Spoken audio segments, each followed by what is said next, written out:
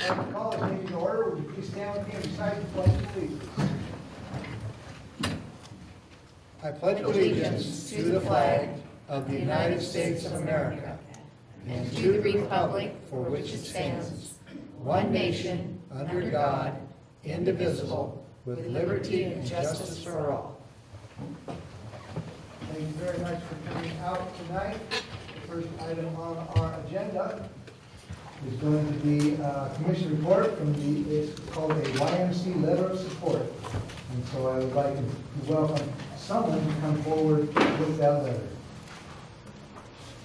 Oh, are we going to read it? Oh, you're going to read it. Oh, okay, so Corey. Dear South Sound YMCA and Shark, thank you for your effort and diligence in working to bring the Community Recreation Center to Mason County. We are pleased that the South Sound YMCA Board has voted unanimously to move forward in the pursuit of constructing a Y facility in Shelton. We recognize the value and benefit this facility would add to our community. As a display of our support, we have approved a $5,000 allocation towards the pre-design and capital feasibility study required to define the scope and size of the project. It is our desire to support projects that will strengthen our community and improve the quality of life for Shelton residents. We feel that a YMCA facility in Shelton accomplishes that by providing invaluable, healthy living, social responsibility, and youth development programs that are otherwise unavailable.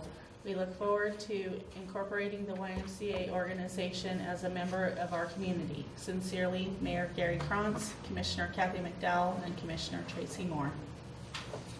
All right. Is anybody here from the Y that wants to speak about this? Thank you, Mayor and Commissioners. I'm Julie Nichols. I'm one of the founding board members of Shark. Here with me today is Lisa Woodard, also a founding board member of Shark. We are now happy to report to you that we are branch advisory committee members for the Shelton branch of the South Sound YMCA. So we thank you for your commitment to this huge economic development project in our community, and we will be back to give you progress updates. Before you leave, I just wanted to thank you personally, Julie, for your involvement in trying to get something for our young people in this community. I know you've been talking about it and actively working on it for at least 3 or 4 years, and you know what, so thank you very much for your support to something that I think is a wonderful cause for our community. Thank you for having us. Thank you very much. Thank you. All right, next on the agenda is our weekly commission reports, and so Commissioner Moore, did you have some activities this week? I do, but first of all, I just have to say I'm so excited by the progress made towards a Y in our community. It's going to be amazing and a great tool for promoting our community. So I'm so excited. So I just want to, usually I start off with my last weekend, but today I'm going to start off with Thursday when we had the Railroad Avenue ribbon cutting for our new changes on Railroad Avenue. It was extremely well attended, and it's so exciting to be able to move forward, see progress through some of the projects that we have been working toward. It's great. I had someone at Forest Festival comment to me that Shelton is looking like it cares about itself, which I thought was a really good comment to make about looking at the Railroad Avenue. So that was great. Forest Festival was awesome, of course, and thank you. I'm glad Lisa's here. She was one of the ones who took over the parade organization. It was, I had a really good time with Commissioner Kevin Chudy judging, so don't throw arrows at me, anybody who didn't get judged as high as they would like. It was a joint effort. So Tuesday, tomorrow night, I'm going to attend a Olympic Beer Choir at Smoke and Mo's. It's a new event, and I'm kind of excited about that. It sounds like fun. It's Matthew Ligon, who's been involved in a number of nonprofits, is kind of heading that up. I'm excited about that.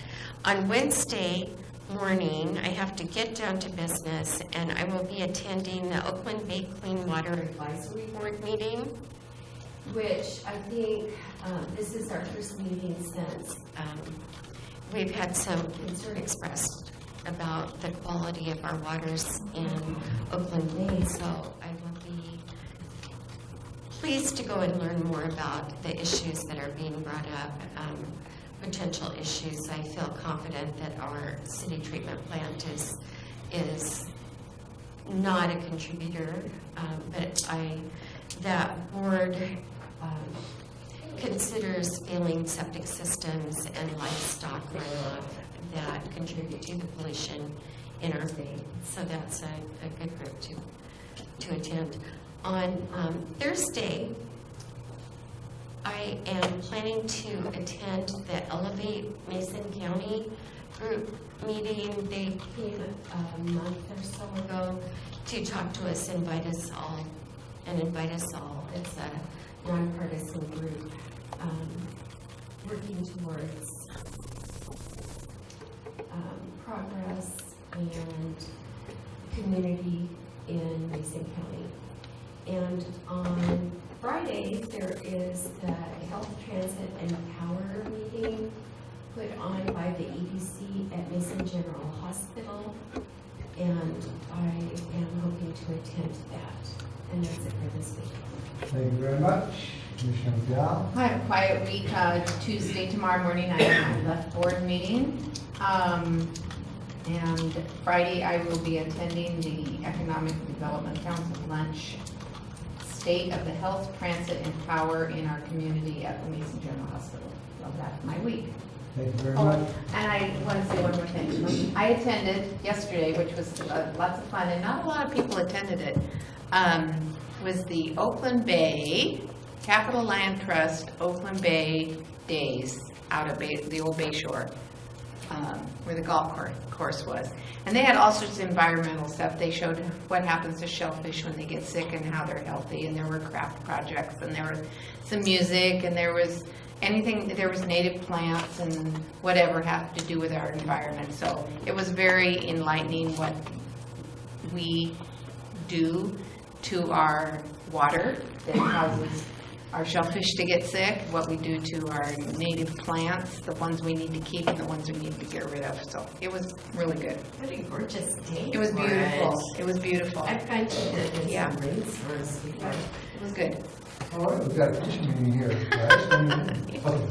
Just kidding. That's one of the benefits of being in a small community. We can just kind of do more talking sometimes than the formal things sometimes the big cities do. But this week, on Thursdays, Thursday I will be attending my monthly Economic Development Council meeting. I also have a staff briefing on that day. Friday I will be going to, this is actually a joint venture with the Chamber and the Economic Development Council. There's a luncheon at the hospital on Friday. So it's a joint EDC and Chamber. So that completes our weekly commission reports. The next thing we want to do is open the mic up for public comment. And what I'd like to say that anybody that's here to comment about the fact that we lowered some building fees last year, I will have a statement to be read later on in the program concerning, I'm the one that kind of started this thing, and so I have a statement towards that. So your comments can be taken at this time, and then I will have like a little rebuttal a little bit later on in the program. So, but this is our only, that will not be public. This will be our public comment period here, and it's 3 minutes. So we have some people signed up. I have Mike Olson signed up for public comment. Okay. Mike Olson. Yes, my comments are in relation to the permit fee situation. At last week's meeting, I was quite impressed with the level of research done by staff in sustaining what the proposal may or may not be. A year ago, when this was enacted, there was very little staff input. I felt that the commissioners kind of just shoved it through at their own whim. I think it's important that you listen to the research. I think that you're a little underwater with this whole situation, that in light of the fact that the finance director has told you that she's concerned that because of your actions, our water rates may have to raise, is concerning to me as a resident in the city limits who pay these fees. I don't know that it's the proper move to subsidize builders at the expense of ratepayers who will have to make up that money that you're taking away because of the reduced fees and permit costs that you're passing. I'm also concerned that that you're losing money in the transportation, or money with I'm trying to say the impact fees for transportation that you've lost. Now we do have the Transportation Benefit District money, which I was hoping would be able to be coupled with this money. Now you're going to be having to steal from one fund to make up for what you're losing in another. I don't think that's what the taxpayers are looking forward to. Again, I'm a builder in town. I've been involved in this for a number of years, and I think it's fair that everybody pays for their own development and their own growth. We don't need to subsidize builders. They certainly don't pass it along to the buyers. If there's an extra dollar to squeeze out, every builder I know is going to squeeze it. So I don't think that this is a benefit to anybody other than a few builders. It did not stimulate the growth that we were expecting. I don't believe it will. If it was going to, we would see some more activity in large-scale development. 15 or 16 houses a year is not going to make a big difference in the growth you're thinking we're going to get. We had no commercial development other than SPI, which was going to come anyway, and we lost, I've heard upwards of $50,000 or $60,000 in permit costs that we could have gotten from those guys. So I'm here to oppose, and hopefully you'll listen to staff and reason in going forward. I think there's other ways to incentivize building and growth in this community. I don't think reducing fees and giving away things of that nature is the right way to do that. Thanks. Thank you for your comments. Kevin Smeltzer. Good evening. Well, I think that was the best $65,000 ever lost. It's not too often that you get that glaring of an example of a bad policy, and it being shown that it didn't work out so clearly. From the numbers that I read, there wasn't any indication that anyone actually built the house because of the fee reduction.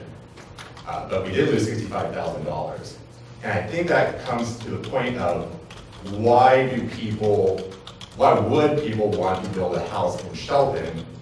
I don't think it's because we're a few $1,000s cheaper, or why wouldn't people want to build a house in Shelton? I don't think it's because we're a few $1,000s more expensive than elsewhere. I think it's because we're a city that 360 plus days of the year, people don't want to be in Shelton. People don't want to be walking around downtown. People come to our city and they don't see opportunities. They don't see a family-friendly environment, and that's the problem. And so when we have great events like Forest Festival, like Oakland Bay Day, which is small, and hopefully getting bigger, but Forest Festival, Oyster Fest, things like this, those are things people are very excited about. I think if people were just worried about the bottom line, just worried about the dollar, I don't think they would have voted to pass the bond and levy this year. I think people see exciting things happening in the community. They see the Y coming to town, and they're excited about that. People want opportunity in Shelton. They want exciting things. They want to be a good place to raise their family. Dropping money off of the cost of construction of a home that may or may not be for home ownership, more likely to be rented out, I don't think that is the key to saving our city and improving our city. And I think that's $65,000 is a very good lesson. I think we can all move forward and forget about this $65,000, although I'm sure it needs to be made up. But I think we learned our lesson. Hopefully we did. Hopefully we don't do another year where we lose another, who knows how much money. And really, more than just that $65,000, well, there was a staff time involved, which I think was probably several tens of thousands of dollars. But, it really saved us, I think, because who are the people that we want coming to our city? Is it people that only want to move to Shelton because it is a little bit cheaper, or do we want people that are going to invest in here? People that are willing, that see how great of a community that we have and are willing to spend the standard fees, pay the standard fees in order to live here, in order to be part of our community.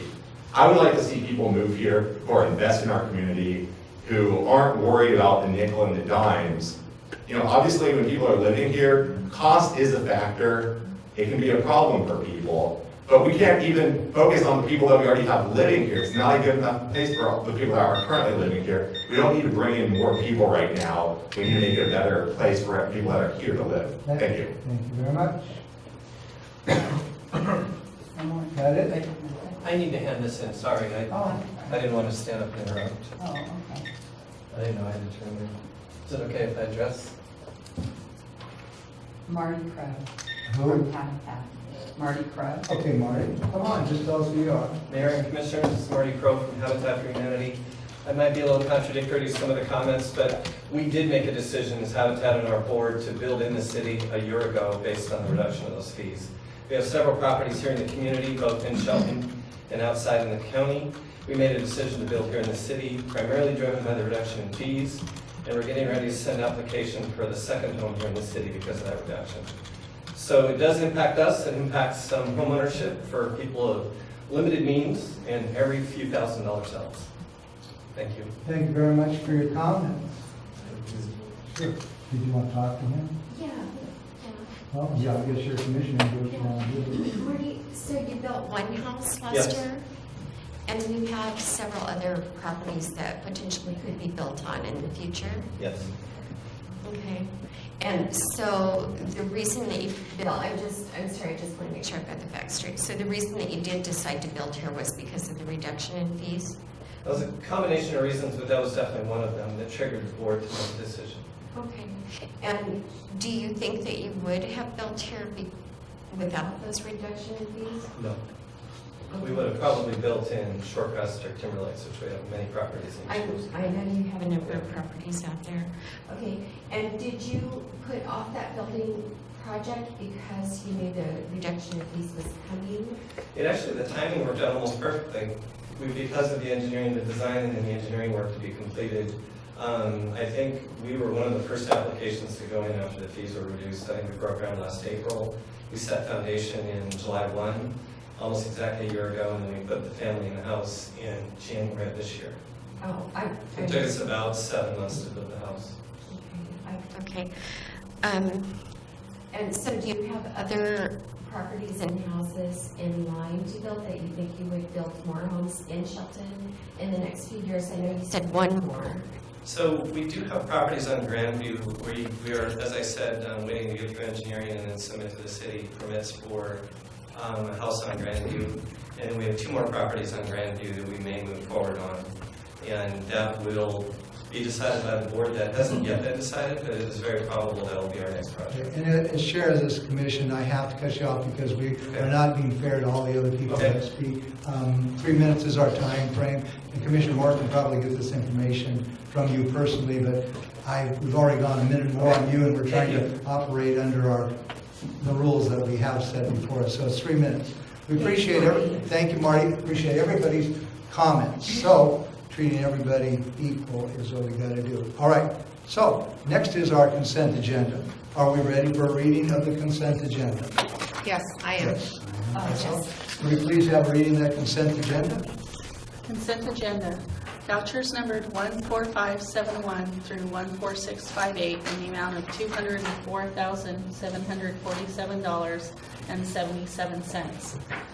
Approval of minutes from study session of April 24th, 2017, business meeting of May 1, 2017, study session of May 8, 2017, and business meeting of May 15, 2017. So motion to approve the consent agenda as read. I move that we approve the consent agenda as read. I will second that. There's a motion and a second to approve the consent agenda. All those in favor signify by saying aye. Aye. Opposed? The agenda passes. Moving to item number F, which is an action item, an action on our action agenda, and that's going to be presented to us by Gregory. Clerk. Craig. God, I'm gonna get those, it's those C's and G's that get me every time. By our Public Works Director, Craig Gregory. Thank you, Mayor and Sorry. Commissioners. I just want to start off by saying thank you for looking at this under the action agenda. We have been briefed on this, and we are asking that you waive the free touch rule tonight on this item. And we are bringing forward a contract proposal for design level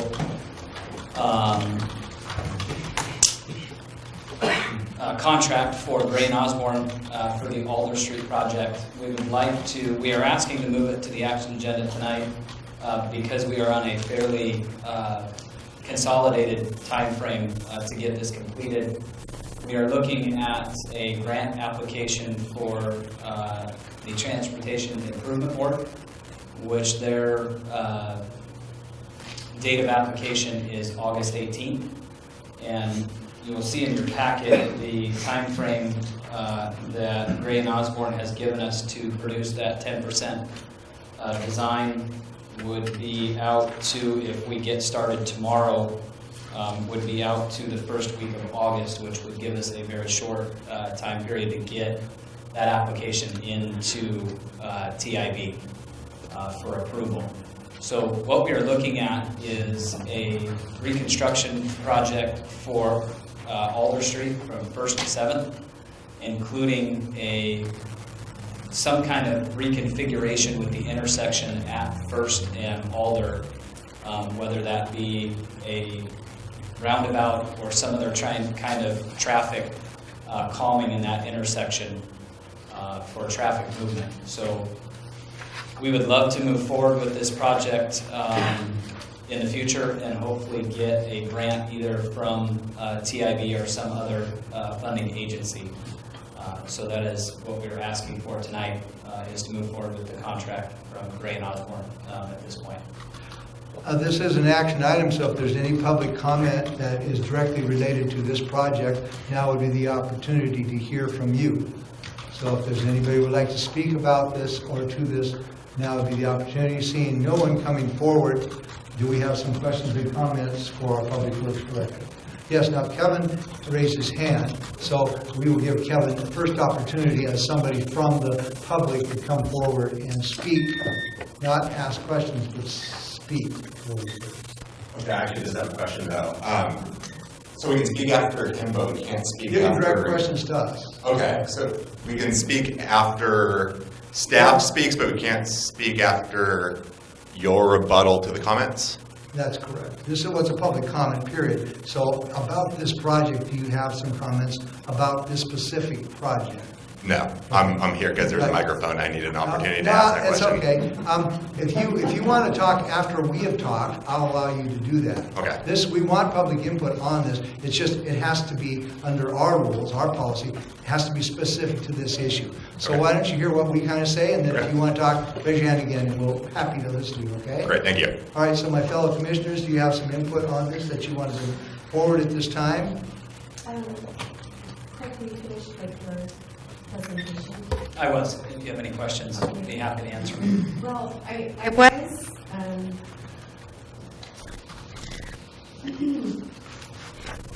we have talked about this, and in the past, we have talked about when we do a road project, incorporating elements from the Complete Streets program, which would include amenities, which some of them you have listed here, but I was wondering, when would be the time that we requested, like, art pieces in the sidewalk, something out of the norm? Would that be at this stage? Or That would not be at this stage. We are looking for a general 10% design. That would come further. We would probably have some open houses after November if we get awarded funding to do this project. And then we would start to move towards what it actually would look like. Oh, okay. What sidewalks would look like, what the roadway would look like, get public input and input from the commission of what we would actually be looking for with that. This is just a general design to get us to an application to submit to the Transportation Improvement Board. So this is just for the grant, basically? That is correct. Oh, okay, great. And it would also include a traffic study to see what could be done at First and Alder as far as that intersection goes moving forward. Okay, I just want to make sure I get my art and my trees in. We will certainly take that into consideration after November. Okay, great, thank you very much. You're welcome. We just wouldn't want to plant the trees and have the kids draw graffiti art on the trees you planted. Well, not unless it No. was planned. Oh, we did. Did you have something to add to this? Okay. I do not. Couple of things, and the first thing that strikes me, and we have been talking about this, is the sentence in here, and you put this in most of these, and I greatly appreciate. The city is looking into multiple sources of grant funding for this project. Absolutely, that's just fantastic. The other thing is we talked, does this also, the timing on this, were we not doing this project also, because it kind of ties in a little bit with the Basin 3 work we're doing? Is that part of why we're doing this at this time? That is why we would like to move it forward and get a grant application in mid-August, because it would coincide with the end of that Basin 3 project at that point. So it would be a good finish to basically that north side of downtown and completing a couple of projects together. And there may be some cost savings in with that. If we're doing paving over in that Basin 3 area, it may save us in the long run with doing those in conjunction with each other. So that is the thought at this point, of trying to save some money for both of the projects and moving them forward together so that they would come to an end somewhat in the same time frame. I think that's good planning. Okay, so is there a motion? Oh, you want to So I just had a question along with that, and the comment is that I know that Alder Street is one of the ones that is most of a thorn in the side of our community. They feel like that street looks terrible and needs to look better, so I'm really happy that we're looking at that. But then I'm interested in the Transportation Benefit District funding. We have looked at a couple of different options. One most recently came to light over the weekend and today that we were looking at for, originally we looked at transportation district money, but when we really took another look at this, and it is an option that all three of you can certainly look at, we also have a substantial amount of money in our traffic impact fee, the TIF fund, that we could do something out of this in either one of those funds, and both of them have substantial money within them that could support this level of a contract. What is the time frame on the transportation impact fee money? I know it used to be it lasted, you had 6 years to use it. Are we at the close of that, or are we moving for the time? That has also come to light today, that we are looking at whether that is a 10-year time frame or a 6-year time frame. So we do have some money out there that we would need to expend out of the TIF fund if it is a 6-year expiration date. So that is something that we are, as staff, we are looking at this point to figure out what needs to be done with that. We are required to bring back an annual report, which we have not done yet, and we haven't done in a while.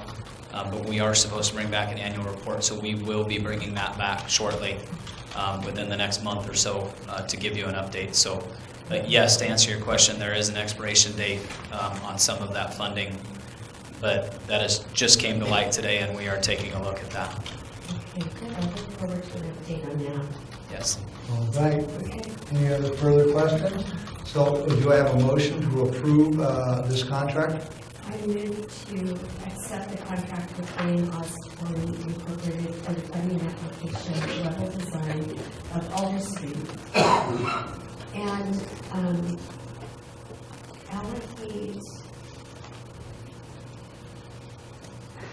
I'll allocate either transportation impact fee dollars or TBD funding, or a combination for this phase of the project? Okay, just point of order here, that wasn't, you added the one part, but is that okay with you?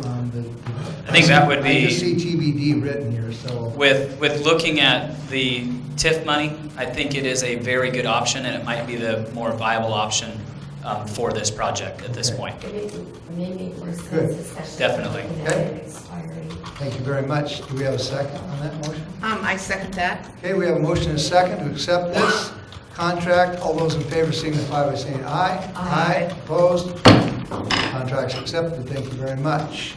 Next, under item G, business agenda, is a Mason County garbage contract. And Craig Gregory, you are again presenting that to us. So Commissioners, this has been a long time coming. We have put a lot of staff hours into this and putting this together and getting this done. We have finally gotten a final draft of the contract. There were just a few things that we had to work through with this, but we wanted to get it in front of you today to take a look at and then finalize it next week on the action agenda if you see fit to do so. But there are just a few modifications that we worked through with WCIA and our city attorney today and Mason County. One of which was a recommendation to increase the insurance level that was first proposed by Mason County. So they have agreed to do so to the level that WCIA is okay with and comfortable with.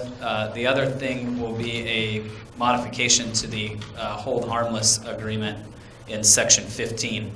But they are minor changes that both Mason County Garbage has agreed to and also city staff, our city attorney, and WCIA have also agreed to also. So we will get a clean copy for you next week, but only the insurance and that section 15 will change just slightly before next week. All right. Are there any questions or comments? I have some. I have some issues on the tipping fees and fuel charges. I have a concern that the tipping fees, they may be only just a few cents a year go up in the Mason County Garbage. But I have a concern about that being an add-on each year to the ratepayers. That's been a discussion from the very start with Mason County. That was one of the things that we looked at, and you're right, it is a very, very small increase. We looked at it over a 20-year period, and it is pennies that it could be a possible increase. And it is one of the things that we gave up within this contract to get if you remember, the big question was, we have a floor of what the increase could be for the first 10 years, but we did not have a ceiling. So that means if there is a CPI increase of 10%, the customers of Shelton would take the full brunt of that 10%. So in lieu of not having that ceiling, we gave up a piece of that tipping fee, which is very, very small, to get a 4.5% cap on the increase annually for the first 10 years. Okay. So that was something that we did give up within this, but it was talked about and proposed from the very start of this negotiation and this contract. Thank you. I have You're another welcome. question. I'm not done yet. I have a question concerning that. Oh. Just for a point of clarification, before we sold this our garbage business, that we were on a track of increasing the rates at how much per year? We were looking at an initial increase of 9% and then a 3% increase every year after that. That was considering that what Commissioner McDowell brought up was the tipping fees. If those increase by more than what was forecast by us, we would have to pass that along to the customer to stay in the black in that solid waste utility. So one way or the other, those tipping fees, they're going to be passed along to the customer. They should have been for the last decade, and they have not been, and that's what got us into the situation that we are in today, is not passing those everyday fees on that end up coming back to the utility. Those fees were not passed on in the past, and now we are stuck with what we have today, and that is a utility that has been struggling for quite some time. So to answer both of the questions, yes, the tipping fees definitely would be passed on to the customer one way or the other, whether that be us or whether that be Mason County Garbage moving forward. But I think it was a very good trade-off to get that ceiling set at 4.5%. We were thinking that if we could get it into the single digits, we would be fairly comfortable with that, and we managed to negotiate that down to 4.5%. So we felt fairly secure in what we were doing with that utility decision. You have any We questions? do. Rate increases and unforeseen costs. It says here, contractor may apply to the city for rate adjustments to reflect unforeseen costs arising during the term, including without limitation, fuel increases, tax charges, governmental fees, and surcharges, and changes in the law, rules, and regulations. Now, I'm a little concerned about the fuel charge.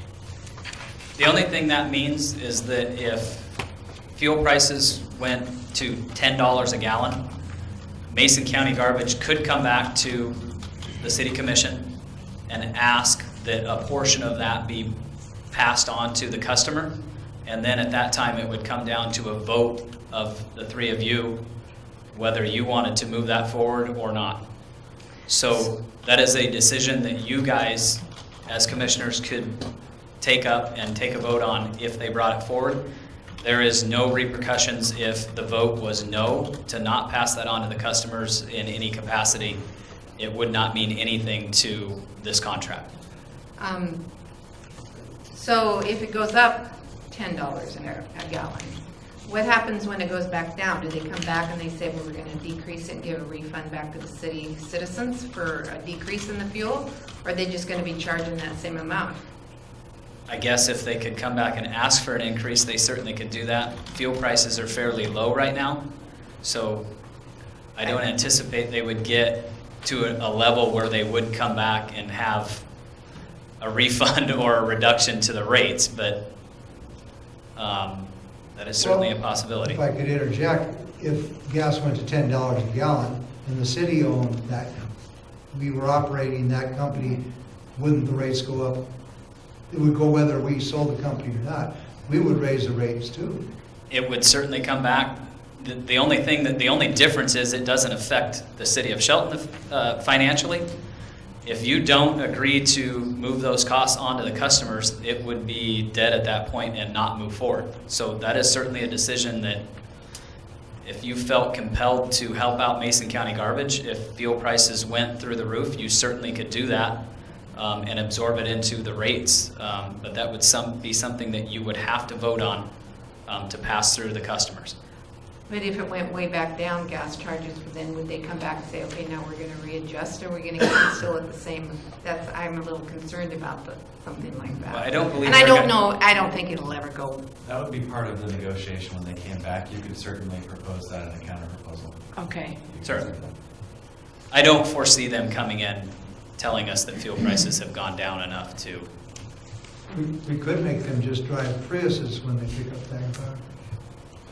Not sure you'd hold a whole lot of garbage at Yeah, those, we but would yeah. haul much, I'm sure. Any other questions or comments? Yes, I do have some. I'll go more into detail about my questions, similar to what Kathy had. But reading through the contract, there were a couple things that caught my eye that I don't know. In my conversations with Mason County Garbage, they said that they would give us the same service as far as the recycling and the garbage service that we enjoy now through the city of Shelton. However, in this contract, it does specify in the recycling that the plastic recycling is items with necks smaller than the body, which cuts out a lot of the recycling that we can do in the city now. Yogurt, cottage cheese containers, those type of plastics. And so I am concerned about that, is that it is limiting what we can recycle in the city. It should not, but I will clarify that with them before next week to make sure that we will be at the same service level that we are now. Yeah, I don't want to create a position where we're going backwards and recycling less.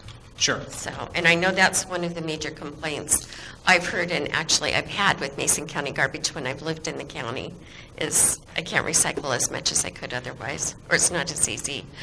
I can't imagine that's going to be an issue, Commissioner. We take them our recycling, the city recycling now, for yeah. disposal. So That's I what it says. can't imagine that is Okay. going to change. But I will clarify that to make sure that we get that language in there and a change to it if we need it. Okay, and there was another, and I'm sorry, I've got, I did this to this contract. In the contract, and I'm trying to find it, there isn't a requirement for recycling. Oh, it's right here. It says contractors shall furnish recycling and yard waste carts to all residential accounts requesting recycling and yard waste services. There is not a requirement within the city of Shelton now. But It is garbage with recycling. You get charged whether you use it or not. is that going to remain the same? That will remain the same. Okay, because when I read this, that made it seem to me like the recycling was optional. And, No. I realize we pay for it one way or The another. utility bill will show garbage with recycling. It will be the same exact, if you look in the back of this agreement to the rates, they are exactly the Okay. rates that we have now. Okay, that And it is wasn't, garbage with recycling, that was not clear to me. yes. Okay, then I have a concern as well with the,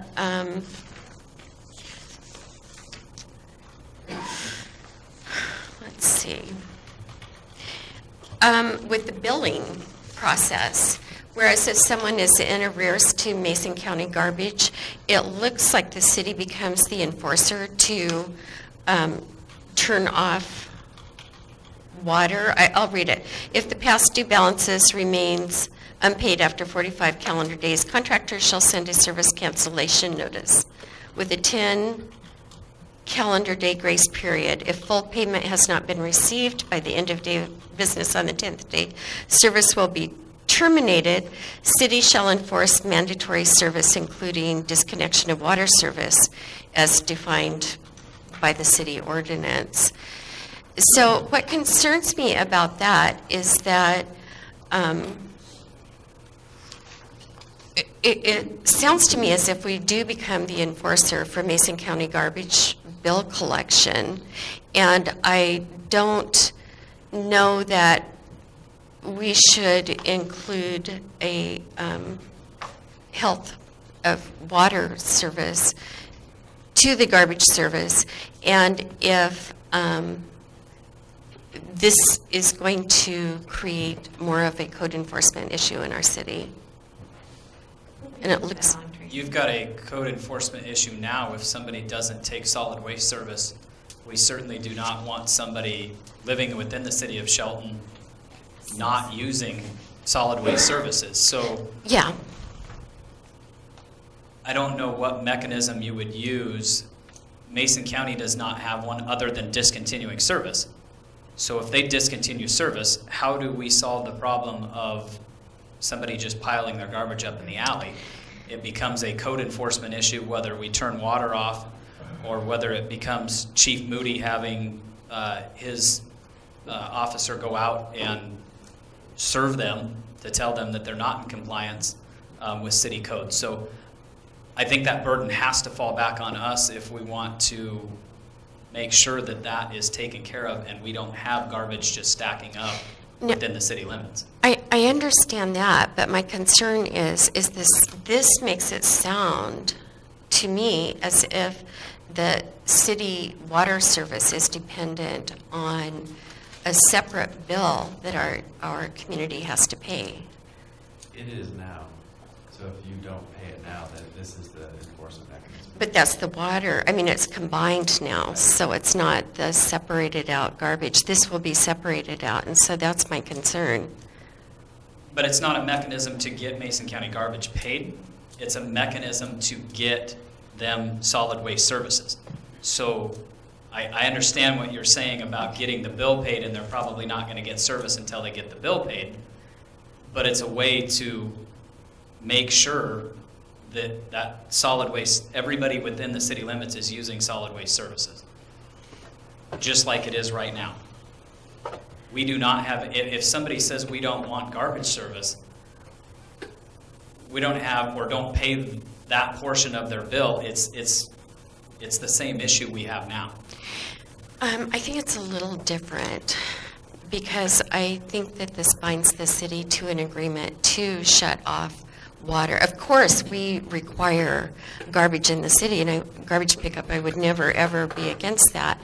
But I guess what my concern is the two different entities, and does that really put the city in a fair situation to have to cut off water service for non-payment of another entity's bill? We certainly could make it so that that water stayed on. I'm not sure that Chief Moody is going to want that extra workload for his compliance officer, so.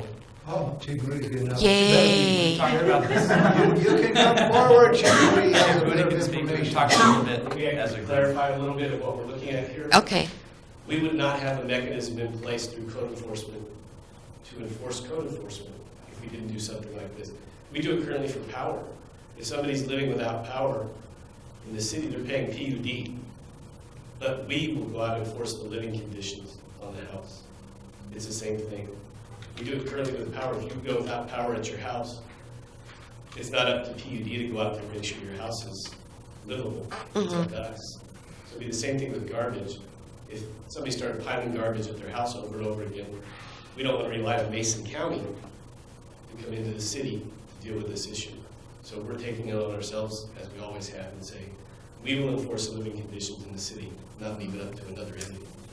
So do you turn someone's water off if they have not paid their power bill, if they're refusing to have their power on? I know. The city does.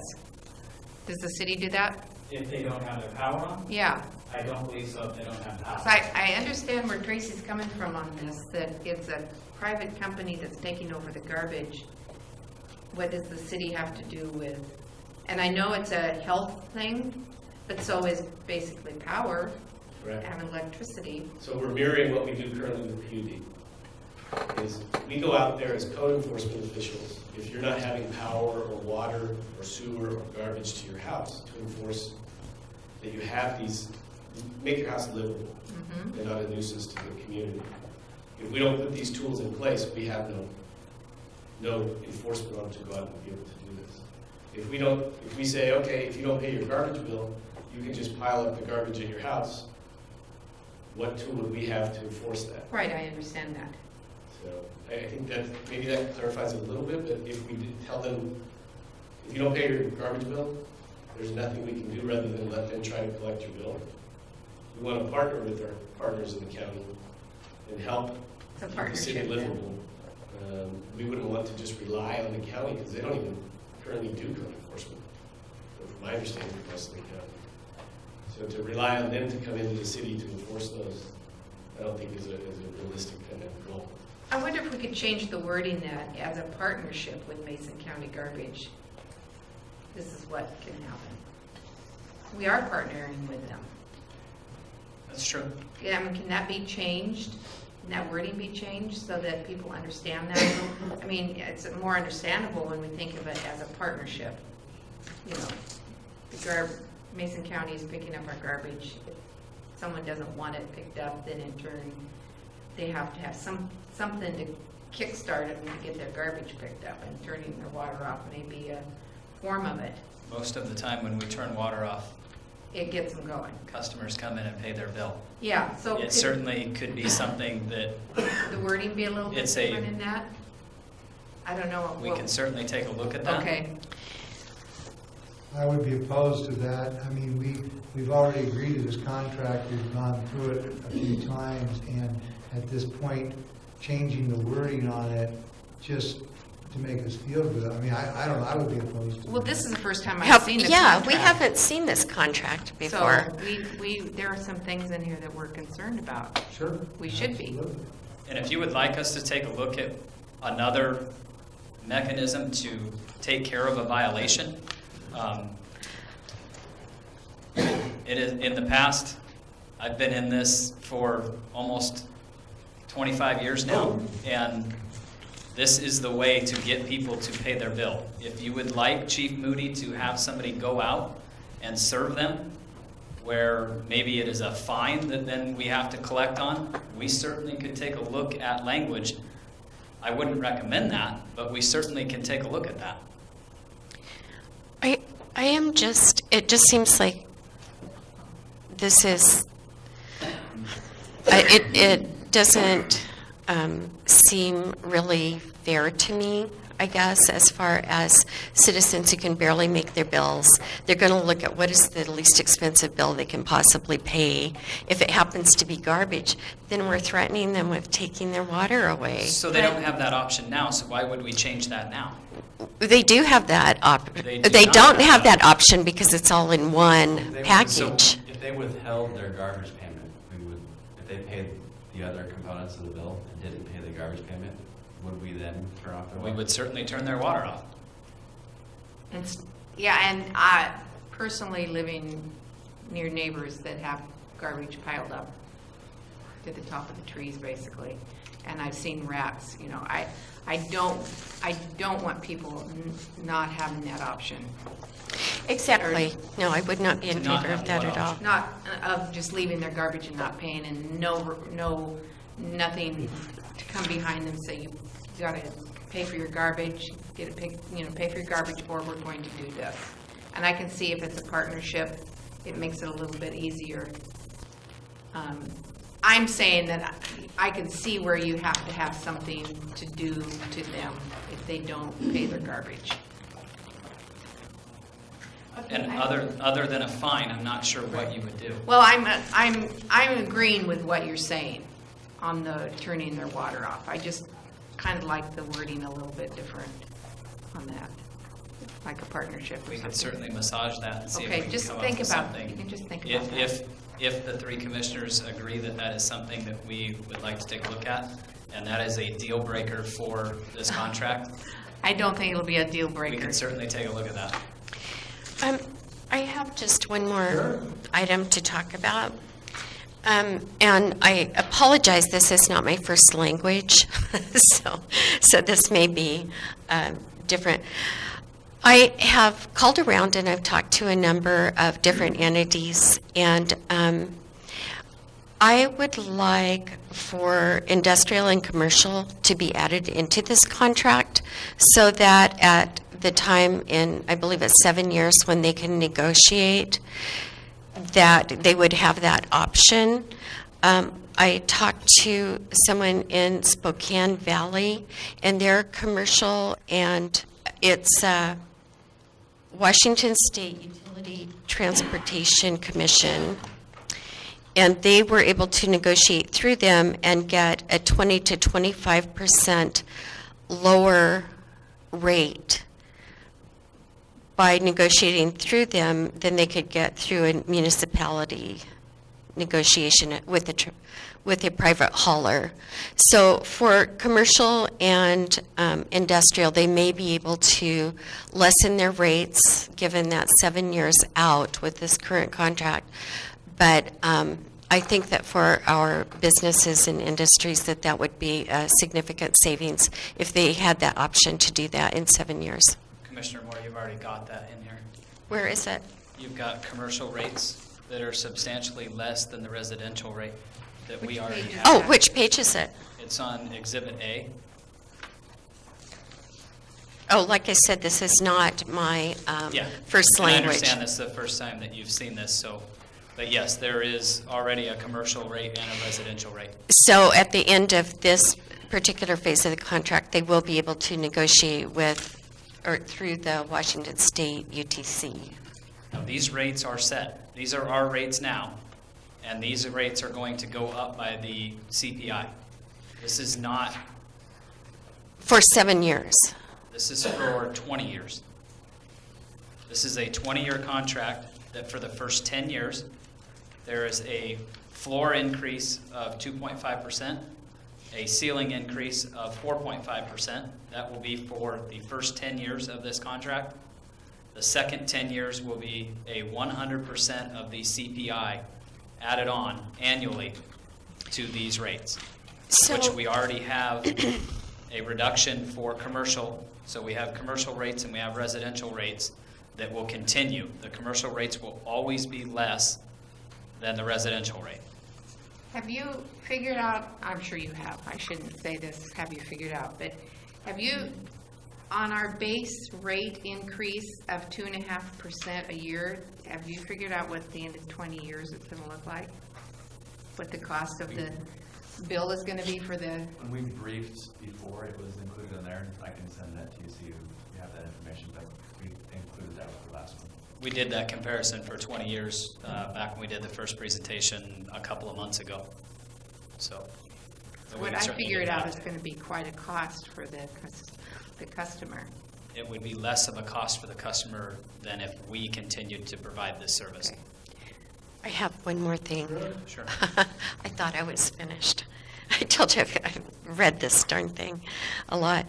So, looking at the CPI rates, for 5 of the last 10 years, the CPI was under 2.5%, which is what we're agreeing to for the next few years. And so I don't understand why we would be agreeing to a 2.5% increase flat out rather than not saying the rates would be consistent with the CPI. And so that is a question I have. And also for my questions regarding the tipping fees and the gas charges, aren't those costs included in the CPI? Like, aren't those already built into the cost of doing business as a private hauler? So just to clarify, the fuel prices are not going to be an issue or brought forward to you unless there is a substantial increase, which yes, they would be figured in. Mm-hmm. But it would be up to the three of you whether you want to pass those forward or not. The tipping fees, I do not believe would be included in the consumer price index. I would have to check to make sure, but I would highly doubt it. And those are just pennies, basically, the tipping fees. Yes. Hardly anything. But I think to go back to and reiterate what we had said before, all of those costs would be taken on by the customer. We would have to pass those through and forward to the customer if we kept the utility. All of those things, and right now you're looking at a 2.5%, even if the CPI is lower than that. But when we did our first presentation 2 months ago, you saw that if we keep this utility, we would have to do right now to catch up, because we haven't been passing on the tipping fees for more than a decade. We haven't been doing incremental increases to that fund and to that utility, that we would have to do a 3% minimum, a 9% initial raise, and a 3% every year after that, moving forward, to keep up with all of the things that we have lacked in the past with running a fleet of trucks that are, we have a couple of newer trucks, 2, but the rest, all of the rest of our fleet, the other 3 trucks that we own that are actually refuge trucks, are more than a decade old. So are those, I'm sorry, go To ahead. keep up with that equipment and that replacement, we would have to move forward with those rate increases to the customers. So if you look at it, I think you look at the CPI, and yeah, it may be lower than 2.5%, but what the customer is going to absorb out of that is certainly going to be less than what we would have proposed to bring forward every year. I guess my feeling on that is that we're giving up that ability ourselves, and sure, it may be easier to pay 2.5 rather than 3, but they're our community, it's our citizens, and I feel like with the CPI, if the CPI is only 0.5% for a given year, then we shouldn't expect them to be paying 2.5%. I guess I don't understand why that is there. I understand your point about the garbage. We would have had to make those same increases. But I guess I feel like if we're giving up this utility that belongs to our citizens, then they should get the very best rates they can get. And that's exactly what we are providing them.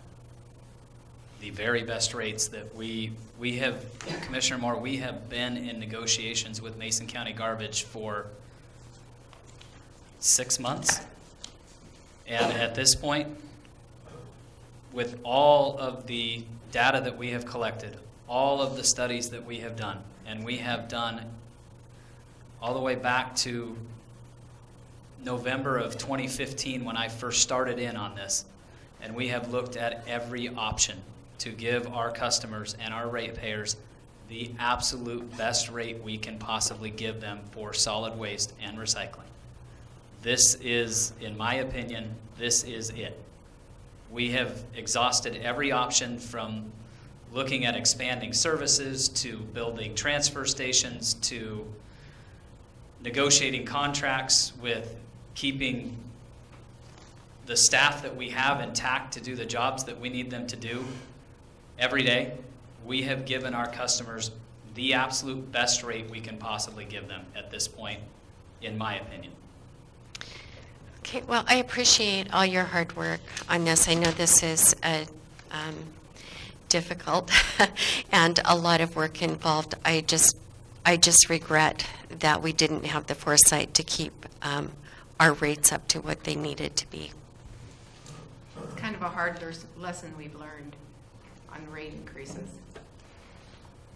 All right, is there, do we concur to place this item on the consent agenda, or on the action agenda for January 12th, 2017? Yes. Yes. We concur to do that. Thank you very much. You're welcome. Next is you get, all these other guys, they just sit over there and watch you work, don't they? I would love to have some of them up here. You got to do 3 reports in a row, 3 reports in a row. They're just over there hanging out, just having fun. I will tell you, they're not just over there hanging out. They have, every I'm day sure they are they've done working a as lot hard of as they work, possibly but, can. But anyway, let's go to the next item, which is item number 2 under the business agenda, and that's concerning a latecomers agreement. So, a short time ago, we brought this forward to you. You actually approved it. We looked at the latecomers agreement and we found a flaw within it not too far after we brought it forward to the 3 of you, and it was a glaring flaw. It did not include the port property out off of 101.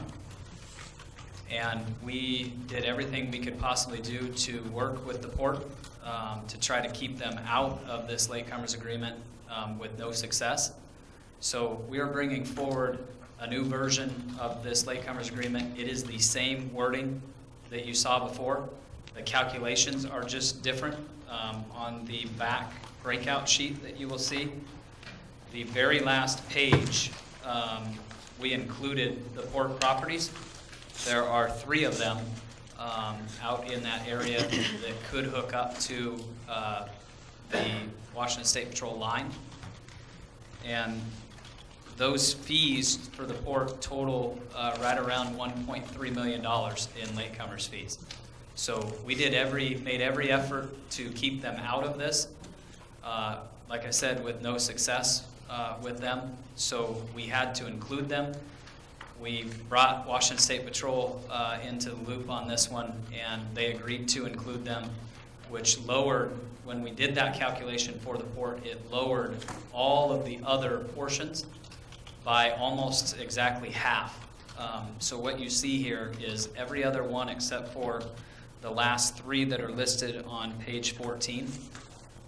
All others were reduced by 50%, which also gave us the ability to, originally, we were going to give Washington State Patrol $162,000 in utility rate breaks, some of their construction costs to get actually hooked up, to give us the loan forgiveness that we need for them to do so. And what that did was reduce that, after negotiations with them, reduced it from $162,000 to $81,000, right around $81,000 in what we would pay to them to get them hooked up, to get them to qualify for the loan forgiveness, which we have negotiated a higher increase for the loan forgiveness at this point with Department of Ecology and Health. So this would qualify us, and at this point, this business decision that we are making today, I think, is a solid business decision for us moving forward to get that loan forgiveness that we would otherwise have a very difficult time getting somebody to qualify to receive that. Questions or comments for Craig Gregory? I do. And I won't grill you this time, I promise. Sorry about that. So the loan forgiveness of $1.5 million, does that come off, that comes directly off the city debt, right? When we look at debt and we look at amount of debt, I realize it's in the water utility, but that lowers our city debt by $1.5 million? I don't believe that debt is actually taken on yet. That has not been closed out. Oh, so that isn't included in... I don't believe so. That would be a question for NOLA, I think, at this point. That is not a question that I'm comfortable answering. If So NOLA knows the answer you to have to that direct question, that to she's her. welcome to give it. Do you want to come up if you know the answer to that question? Please. Thank you, Mayor and Commissioners. The debt schedule that I presented to you earlier in the year is for existing debt that has been completed, and I believe what Greg's referring to is one that's still in the works. So once that one is completed, then that would be added on to the debt schedule. Okay, so it will be this much less than what we were anticipating it would be. Okay, awesome. Thank you for clarifying that. I would have rather had that taken directly off. And then, that's my question. Thank you. Any other questions or comments for Craig Gregory? No. Nope, looks good to me. And so do we concur to place this item on the action agenda for June 12th, 2017? Yes. Yes, we concur to do that. Next item is my paper concerning the idea of lowering rates that we did defer last year, and I have a copy from Media 1 and Media 2. And so I'll give this copy to Gordon, and I will give this copy to Mr. Fiber 1. And then I'll give one to our financial director who likes my writing. There you go, and our city manager, you can have a copy of this. If he gets tired of reading Sunset magazines by the pool, he can have that also. I never get tired of reading Sunset magazine. Well, after spending 2 or 3 days thinking about rate reductions and fees and what we did and where we are, I spent a lot of time thinking about this. I asked a lot of questions. Thank you, staff, for providing a lot of beneficial. Look at Mark. Mark's about ready to go to sleep. He doesn't want me to call him anymore. And so this is what I have to say about this. 2 months ago, I directed staff to gather data concerning the actions we took last year to lower our permit fees. Our last commission meeting, we heard from staff information that was useful for us to make an informed decision. Staff did give us some information, but what they gave us was never intended to be all of the information we needed. Our local media claimed that the city lost money by reducing our fees, but that's not true. Here's the problem with trying to draw a conclusion from partial information. I could say that the man is falling from the bridge, and we would all be alarmed. But when more information is given that the man was on a bungee cord, we all calm down. This commission chose to reduce fees knowing that this action would be an incentive to help jumpstart the construction of new single-family homes and businesses, and it did. This commission last year chose to waive a portion of fees in exchange for deferred compensation that the city will receive through a continual source of income with higher property taxes, sales tax, and utility rates when a new home is built. Reducing a fee in the beginning is a one-time event, but the income to the city when a new home or business is built continues every year for as long as the home exists. Last month, we made the right decision at the right time. Last year we made the right decision at the right time because in the past 12 months, a one-year period, 19 new homes were built, and every builder except for one said it was because we had reduced our fees. Thank God 19 new homes were built instead of only one or two, which has been our proven track record for the past 10 years. I put a lot of thought into this, and this is how I feel about it. Whether we reduce them more, or whether we raise them more, the city of Shelton made money. In 2016, it was the least amount of money the general fund had to pay back into the building department in a 6-year period. So, the decision hasn't been made exactly on what we want to do, but that's the most articulate way I can describe why we reduced them, what the effects of them being reduced was, 19 homes versus 1 or 2.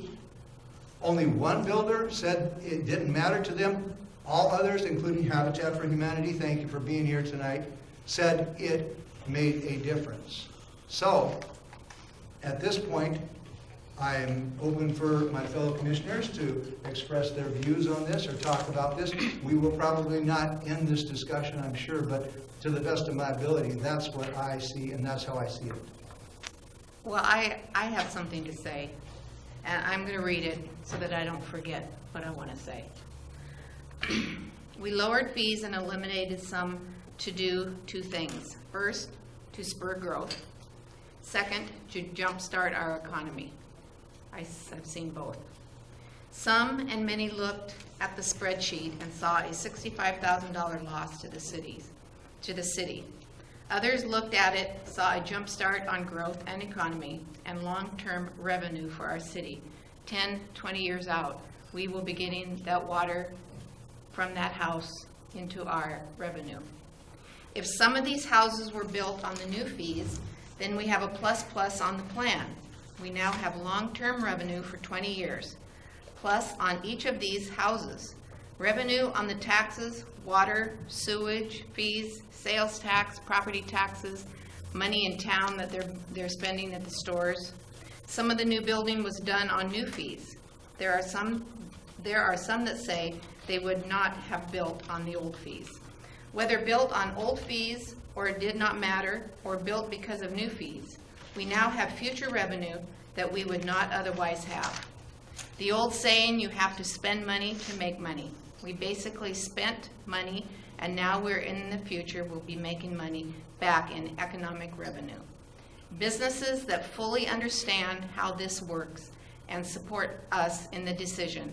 Olympia Master Builders, Habitat for Humanity, private builders, realtors, and Mason County Chamber of Commerce all encouraged us to lower the fees to jumpstart our economy, and I thank you for this.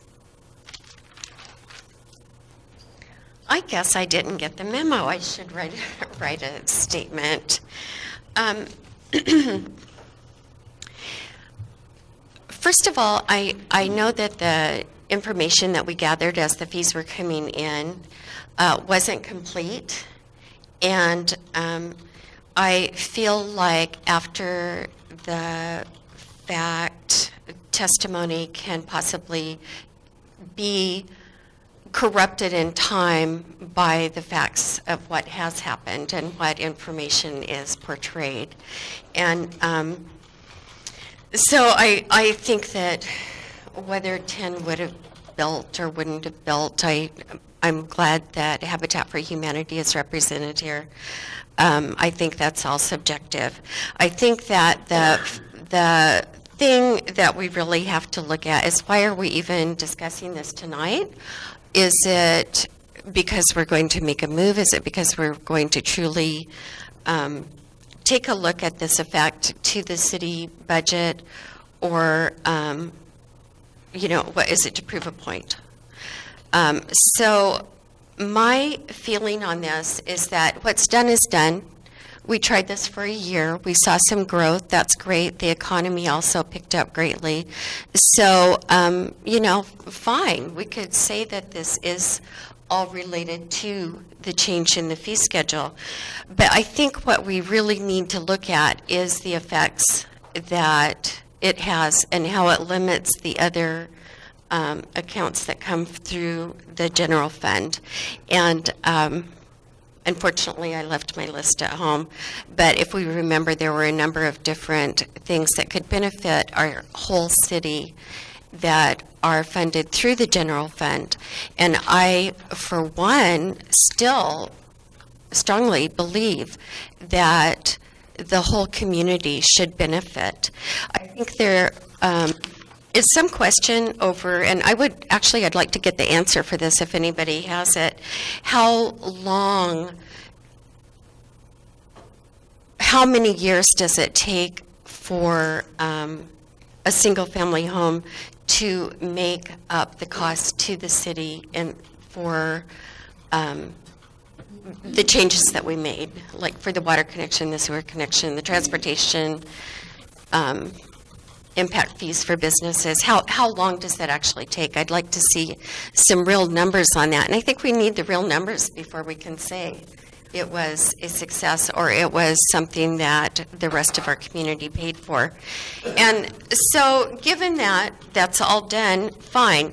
If we did the exact same number of new homes, new businesses, permits this year under the same fee schedule that we have right now, we can look at this and we can say, oh, we would bring in $398,231.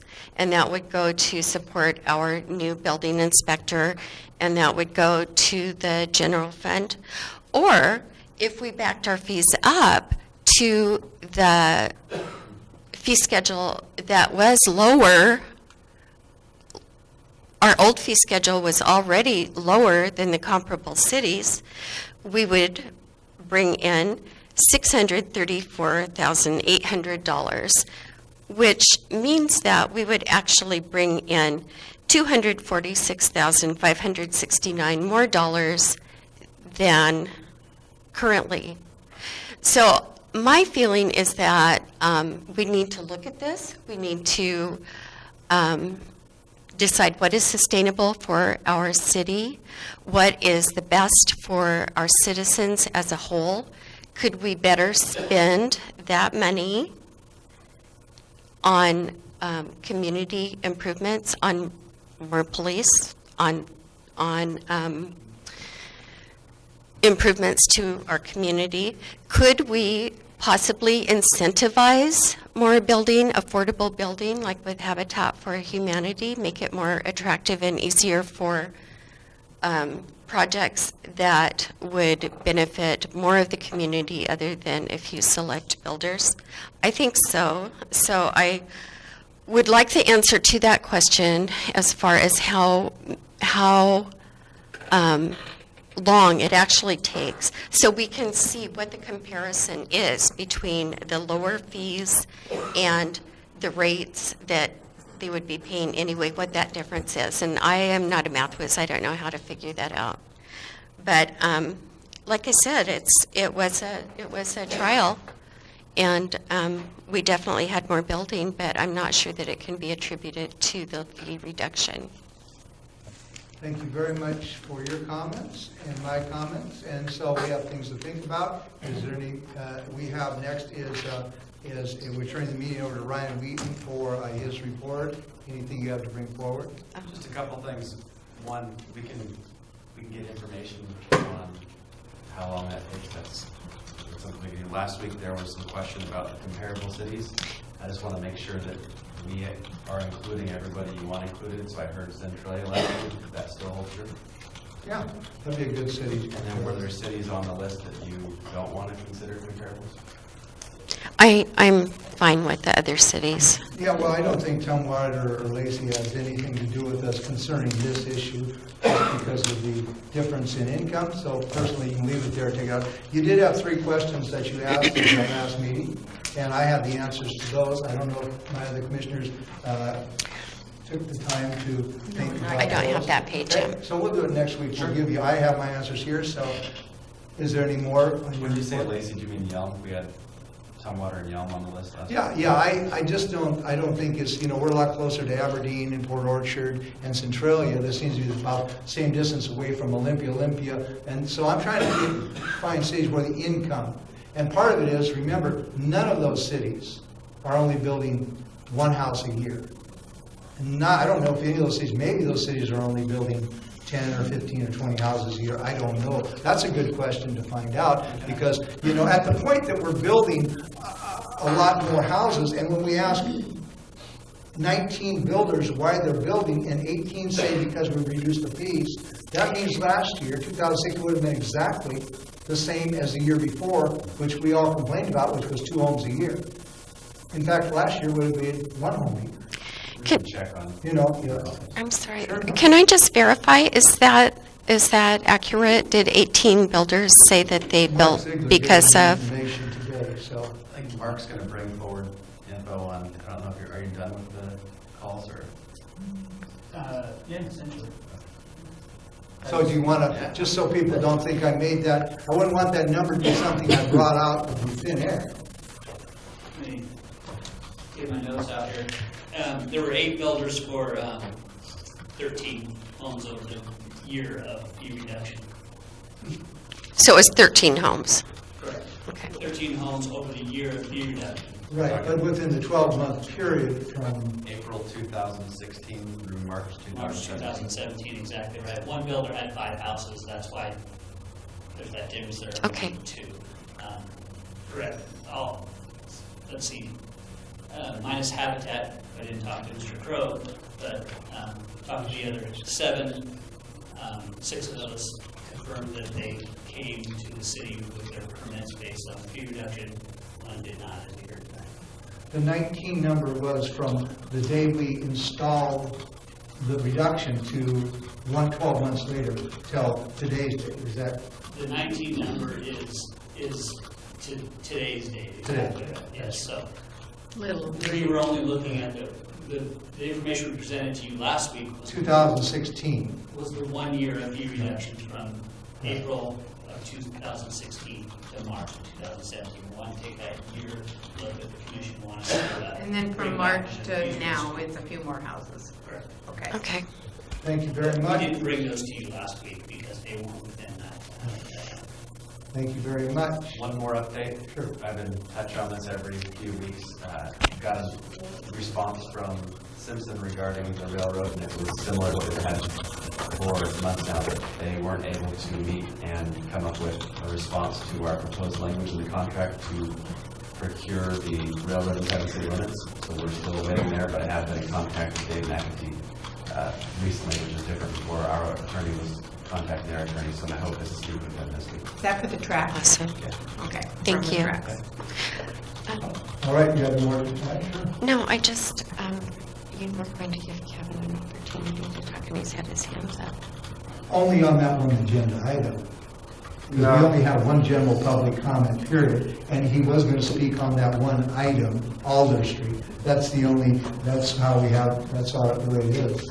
That's our policy, so. Okay, I was I'll confused. I thought you were next bringing time, that. invite him back next meeting. Okay, ladies and gentlemen, this meeting, our next commission meeting will be June 12th, 2017, 6 p.m. in the afternoon. This meeting is adjourned. Thank you.